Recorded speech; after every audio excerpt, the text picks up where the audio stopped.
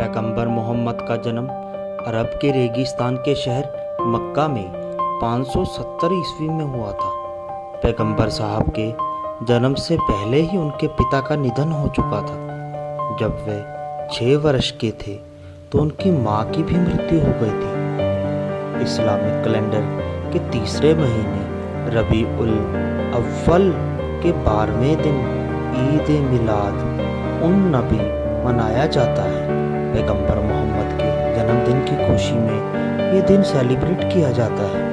आइए ईद मिलाद उल नबी के मौके पर पैगंबर मोहम्मद से जुड़ी 10 अहम बातों के बारे में जानते हैं। पहला, पैगंबर मोहम्मद का जन्म अरब के रेगिस्तान के शहर मक्का में 570 ईस्वी में हुआ था। पैगंबर साहब के जन्म से पहले ही उनके पिता का निधन हो चुका था। जब वे 6 वर्ष के थे तो उनकी माँ की भी मृत्यु हो गई। माँ के निधन के बाद पैगंबर मोहम्मद अपने चाचा अब्बू तालिब और दादा अब्बू मुतालिब के साथ रहने लगे। उनके पिता का नाम अब्दुल्ला और माता का नाम बीबी अमीना था। दूसरा, पैगंबर की पत्नी आयशा के मुताबिक पैगंबर घर के कामों में भी मदद करते थे। घर के काम करने के बाद वे प्रार्थना के लिए बाहर जाते थे। कहा जाता है कि वे बकरियों का दूध भी दूहते थे और अपने कपड़े भी खुद धुलते थे।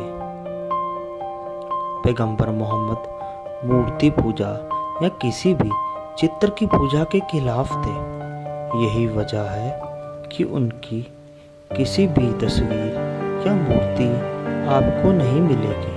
बता दें, इस्लाम में मूर्ति पूजन की मनाही है। चौथा, बताया जाता है कि पैगंबर मोहम्मद ने कहा था कि जो भी उनकी तस्वीर बनाएगा उसे अल्लाह सजा देगा। पैगंबर मोहम्मद इस्लाम के सबसे महान नबी आखिरी पैगंबर हैं। कुरान के मुताबिक एक रात जब वह पर्वत की एक गुफा में ध्यान कर रहे थे तो फरिश्ते जिब्राइल आए और उन्हें कुरान की शिक्षा दी। 6वां, जिब्राइल के अल्लाह का नाम का जिक्र करते ही मोहम्मद ने संदेश पढ़ना शुरू कर दिया। अल्लाह का संदेश मानकर पैगंबर मोहम्मद जिंदगी भर इसे दोहराते रहे। उन्होंने शब्दों को याद कर लिया और संग्रहित कर लिया। 7वां, पैगंबर का विश्वास था कि अल्लाह ने उन्हें संदेशवाहक चुना है, इसलिए वे दूसरों को भी अल्लाह का संदेश देने लगे। 8वां, मोहम्मद की लोकप्रियता इतनी बढ़ गई थी कि मक्का में प्रभावशाली लोगों को खतरा महसूस होने लगा।